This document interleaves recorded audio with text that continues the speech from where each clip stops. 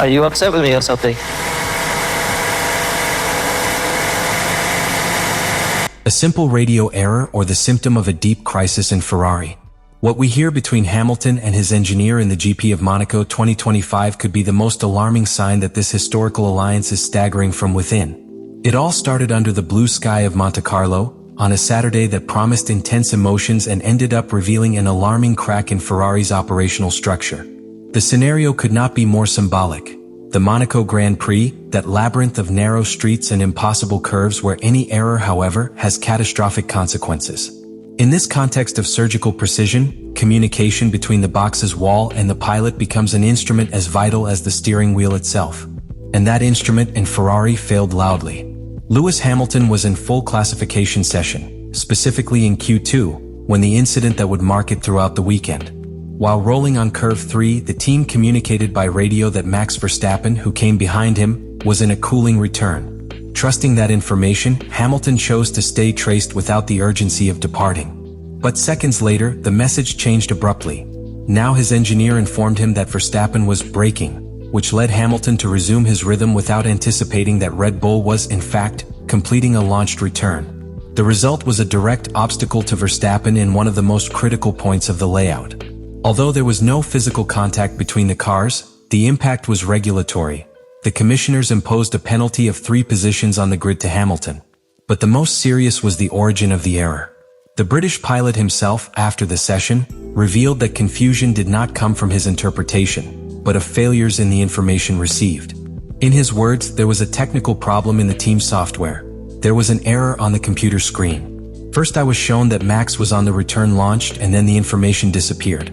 That was what they told me, he explained to the media, visibly frustrated. These types of statements not only indicate a technical failure, but expose a climate of emerging distrust between pilot and engineer. The figure of Riccardo Adami, who in theory should be his direct translator of the language of the track to the wall, was questioned. The paddock reaction was swift.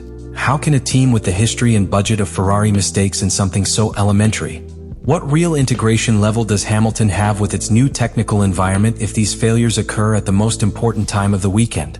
But the situation is even more serious if we consider the guiding principle of Formula One, that the pilot is the last person responsible for his track actions. This maxim was conceived in an era where technology was limited and the decision margins fell more in the pilot's intuition than in real-time data flow. Today, in 2025, that rule seems anachronistic. How can a pilot anticipate a rival car when your information system indicates otherwise? This dilemma, exposed raw for what happened in Monaco, raises a deep question about how responsibilities in this new digital era of F1 should be managed. In addition, the symbolic weight of what happened cannot be ignored. A 7-time world champion, debuting in the most emblematic team in history and suffering from basic coordination errors. This goes beyond a bad classification session. It is a fracture in trust, a wound that doubts the compatibility between two motoring giants. At that time, with the watches arrested and open microphones, the world of Formula One witnessed more than a misunderstanding technical. It was the first unequivocal sign that this alliance between Hamilton and Ferrari, which was born under so much expectation, was beginning to show structural cracks in the most inopportune place. What should be an opportunity to redeem after the penalty of Saturday became an even deeper reflection of the problems that the relationship between Lewis Hamilton and his new technical environment in Ferrari. On Sunday, during the Monaco Grand Prix, the legendary urban layout not only tested the ability of the pilots, but also revealed a series of operational cracks that ended up exposing an alarming disconnection between the 44th car and the Maranello box's wall. From the first stint, the tension was palpable. Hamilton, starting from the 7th position after the sanction, managed to recover a couple of positions in the first bars of the race, maneuvering with the usual skill that has characterized it for more than a decade. However, that apparent initial recovery contrasted with what was heard on the radio.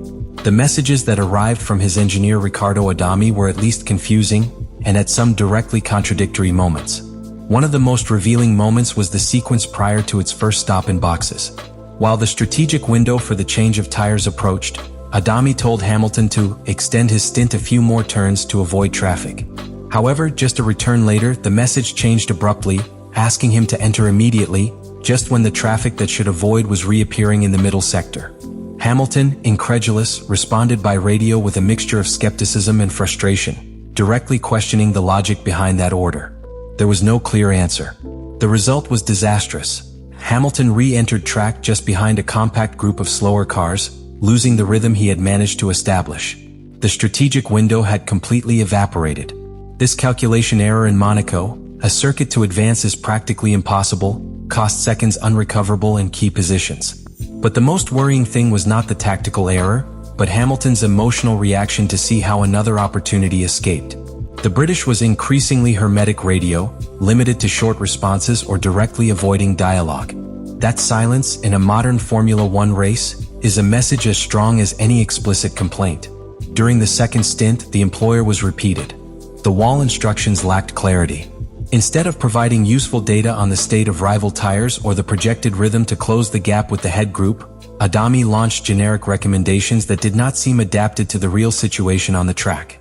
Hamilton repeatedly requested concrete information about the rhythm of the cars in front of him, but the answers were vague, inaccurate, as if there was no detailed preparation, or worse, as if the team was not understanding precisely what the pilot needed at every moment.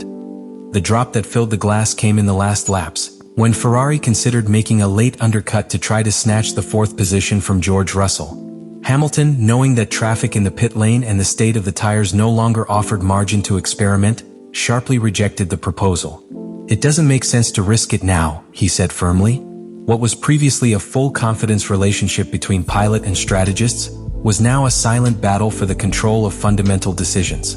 And in the end, when he crossed the finish line in the fifth position, there was no gratitude or celebration. The traditional closing communication, that moment in which pilot and team usually congratulate each other for the effort, was replaced by a dry silence. Hamilton simply turned off the radio. In the paddock, his face said everything: disappointment, frustration, and above all, a growing emotional distance with his technical environment. This was not just a bad day in the office. It was a demonstration of how, at the cusp of motor racing, the lack of harmony between pilot and engineer can even turn the greatest secondary actors within their own history. And while Ferrari left Monaco with points in his pocket, the great loss was not of track positions, but of confidence in a project that, at least at this time, seems more uncoordinated than competitive. The scene at the end of the Monaco Grand Prix was disconcerting. In the heart of the Principality, where every corner oozing history and tradition, the silence between Lewis Hamilton and his team was not just a communicative pause. It was the symbol of a relationship that begins to show clear signs of emotional and operational fatigue. What in winter was presented as the most anticipated union of recent years, the signing of one of the greatest champions for the most emblematic team, is evolving, dangerously, towards a marriage of convenience plagued by doubts and broken promises. Since his arrival in Ferrari, Hamilton has been in an adaptation process that, on paper, seemed natural. A veteran pilot with 7 world titles brought not only his talent, but also a winning work culture forged in Mercedes. But what underestimated was the enormous structural difference between both worlds. While in Brackley, decisions are the product of an almost surgical system of well-defined data, simulations, and hierarchies, in Maranello, practices still survive that, although loaded with history, do not always respond to modern efficiency. Hamilton has found a less predictable technical environment than expected. Strategy decisions seem improvised, the most frequent communication errors of the tolerable, and confidence between pilot and engineer has suffered an accelerated deterioration. For someone who built his success on the basis of a perfect synergy with his team of engineers, this new reality is presented as a psychological and technical psychological challenge. The feeling of being alone, having to doubt each instruction, of each plan, is devastating when it fights at the highest level. Frédéric Vasseur's reactions, director of Ferrari, have been warm. There has been no firm defense of its star pilot or a public recognition of the internal failure in Monaco. This institutional silence contrasts with the style to which Hamilton is accustomed, where errors are collectively assumed and responsibilities are distributed with transparency. That cultural difference is not less.